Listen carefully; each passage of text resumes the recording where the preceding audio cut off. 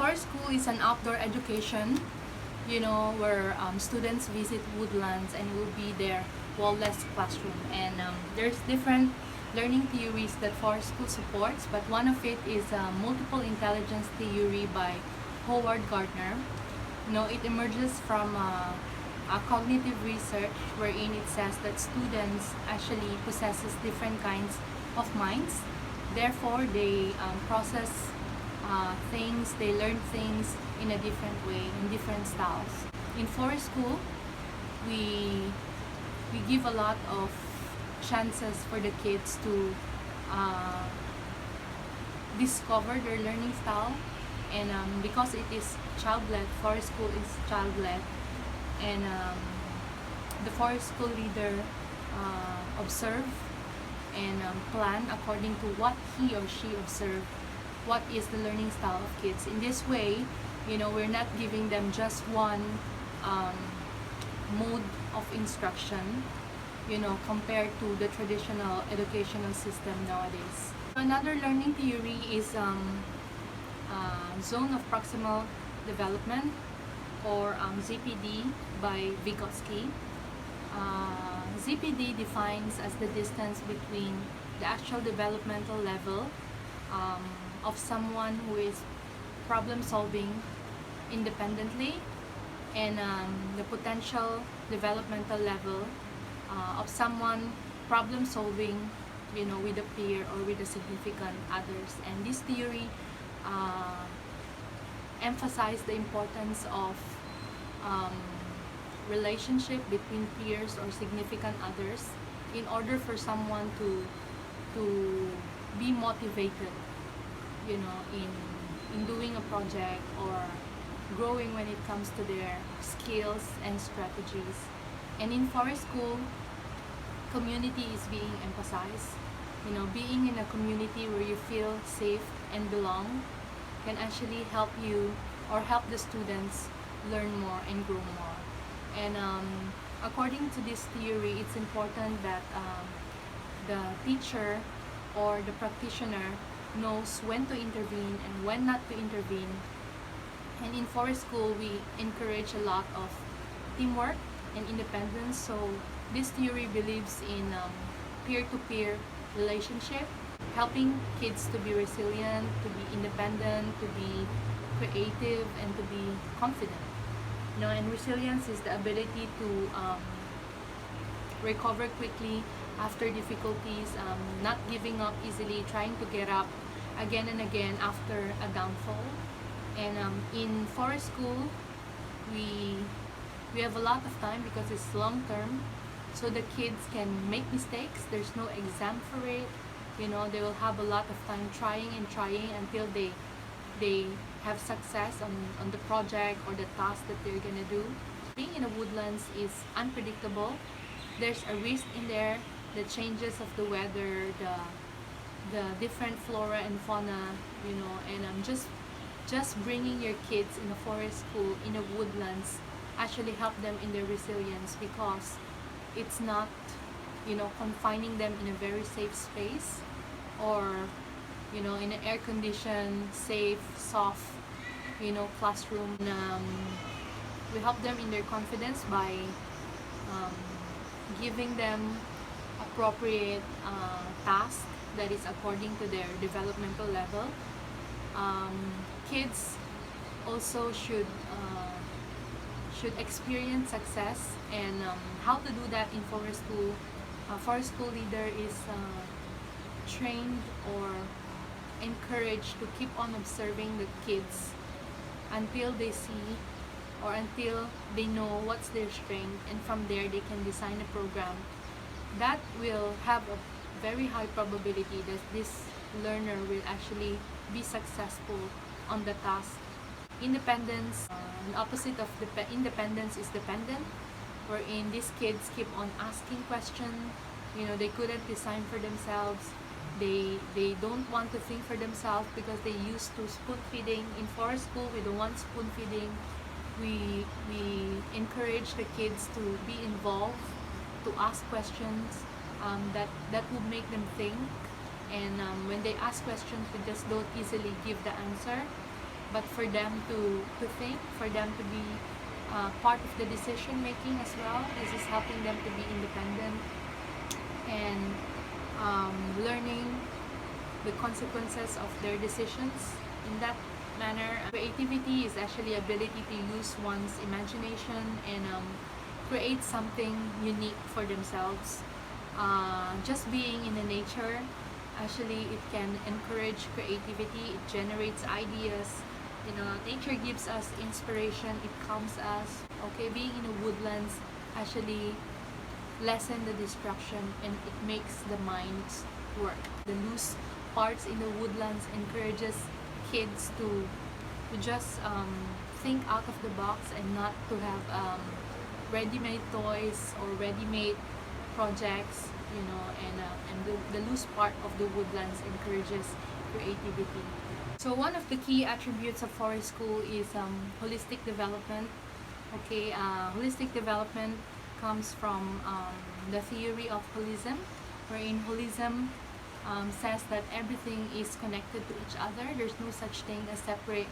And the aim of the forest school is to actually help the kids to achieve their full potential. We can summarize the aspects of holistic development in acronym SPICES. S is for social aspect. Social aspect, we help them develop when it comes to their how they relate to each other, to the community, learning their boundaries, social cues and social norms.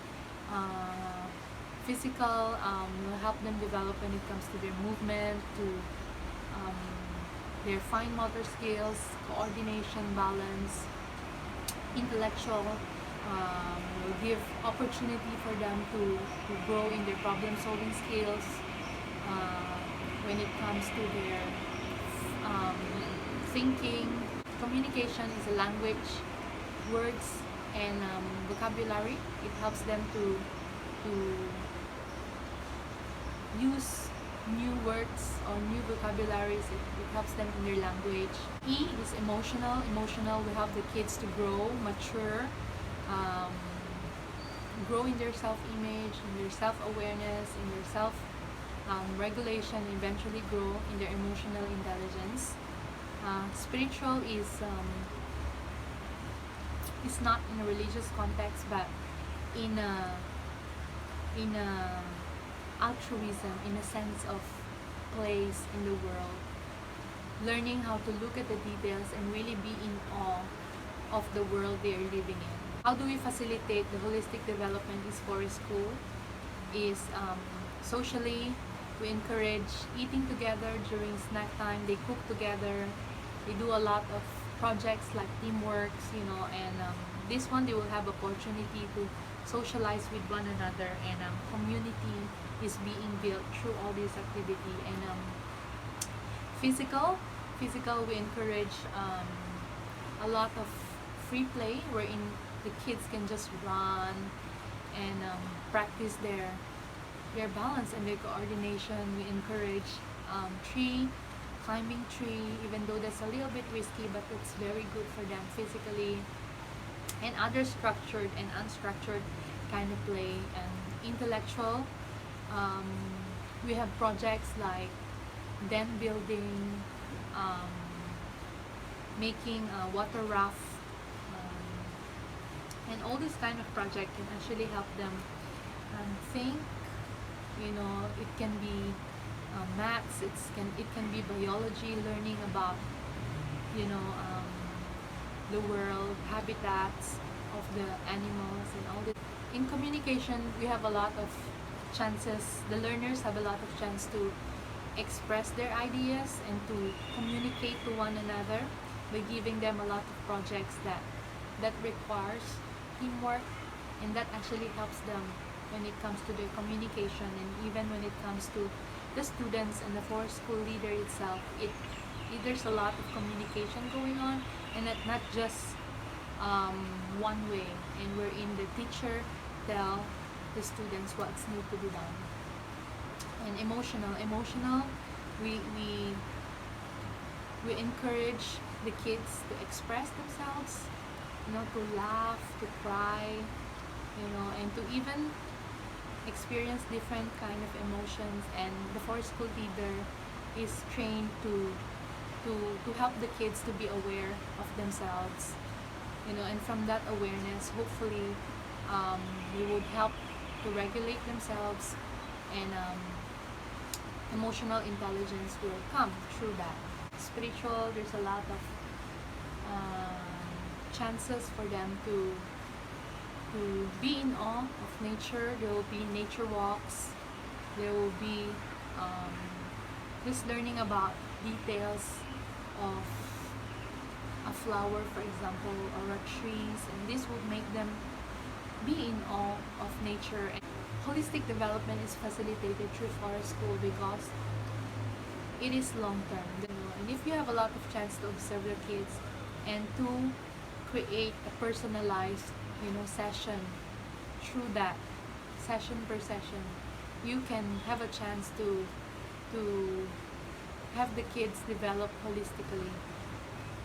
And the planning cycle that we implement, wherein you observe the kids, you analyze, what kind of learning and development they're actually having, and from there you can plan your programs, you can design your programs, and from there, after planning, you can actually execute it. You can have your sessions according to what you observe, what you analyze, and after the session, you can have a reflection time if this actually achieve your goals and your purpose, and from there, you can restart again and observe again, and you do that for a longer period of time.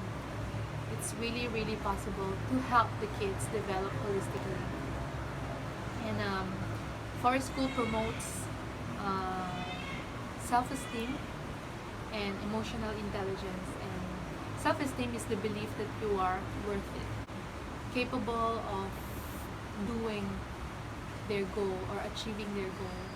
And self-esteem is encouraged in forest school. How to help the students is that, again, through observation, planning, analyzing, reflection of the forest school leader, we can learn the strengths and weaknesses of the kids, and through their strength, actually, we can plan programs that would help them have a success, because that's their strength, and through that, it actually gives them self-esteem if they experience a lot of success, and with appropriate or proper praises from the forest school leader and from their teacher and from their peers. Actually, it helps build self-esteem. And emotional intelligence comes from, first, it started with self-awareness. Self-awareness is knowing one's emotion, what's happening, what am I feeling actually. And if we help the students in forest school, we help the students to be self-aware on what they're feeling and not dismissing their emotions. If they're aware on what they're feeling, we help them how to regulate it. You cannot expect a kids to regulate themselves first without having a self-awareness. And if these kids actually is very good in regulating themselves, they can grow in their emotional intelligence.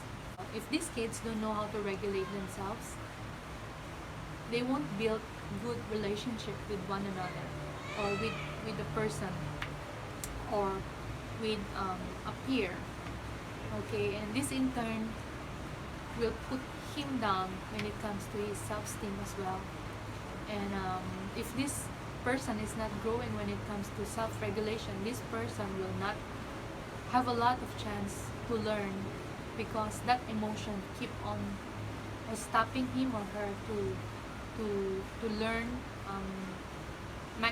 maximize the learning opportunities he or she have in the forest school. And if the kids has very good self-regulation skill, they would actually grow when it comes to their emotional intelligence, and repetition, self-regulation, building of relationship, growing in your self-esteem. This, if you put this together, is actually growing when it comes to your emotional intelligence. Play is a very, very important aspect of forest school, and we know that play encourages a lot of laughter.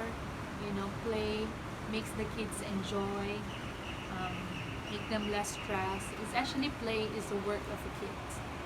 And in forest school we have structured play and non-structured play. In my own forest school program, I encourages free play.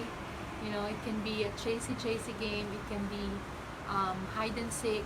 Have this water rafting competition wherein they do their raft and they could just compete whose raft would be the first one to reach the destination in the river, things like that. And we also have tree hugging game wherein they have blindfold, and then they will hug a tree, and they would be led by their peer. The most special thing about forest school, I think, is that the whole session you can have a play. You cannot just limit it when the time that it's playtime. Every time, all the time in the session can be played if the children wanted to. In my own session wherein the kids is going down to a steep slope, we are just going to the place wherein we're gonna do a task or something.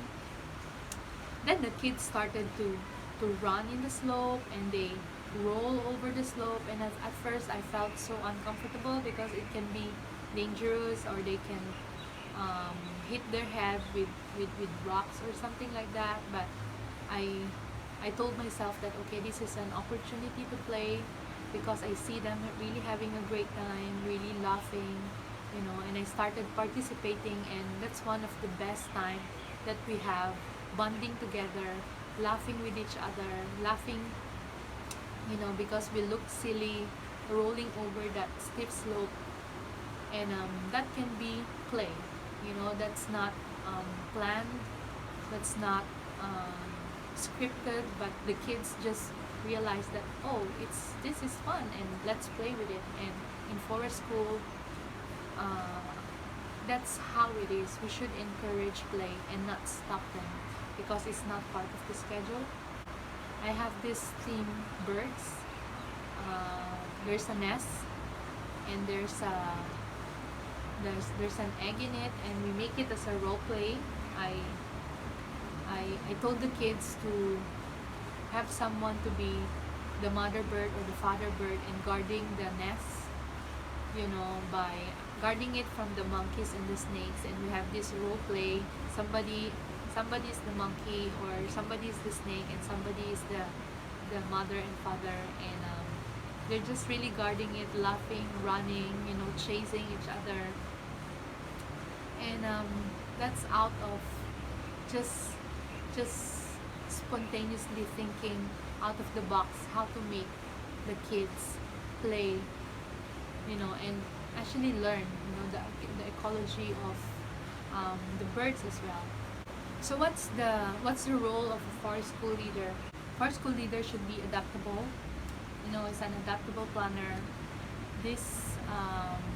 A leader should know the site well, and know the opportunities in the site, and able to know how to plan a program, a forest school program that can help the kids according to the principles of forest school.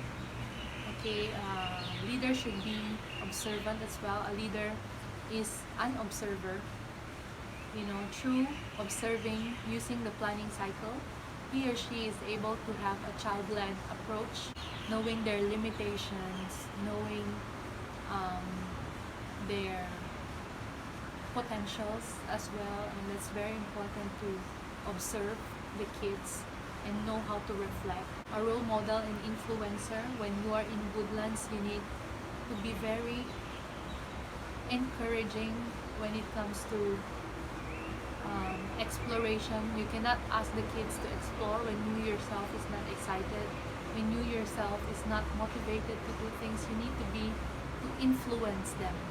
You know, the the motivation should be there, not just passing information, but actually being an example of what you want them to be.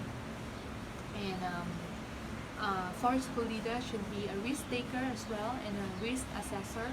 Risk taker, and this, as you plan, you should know what's the risk when it comes to the woodlands, and know how to balance or assess and know if this risk is more than the potential benefit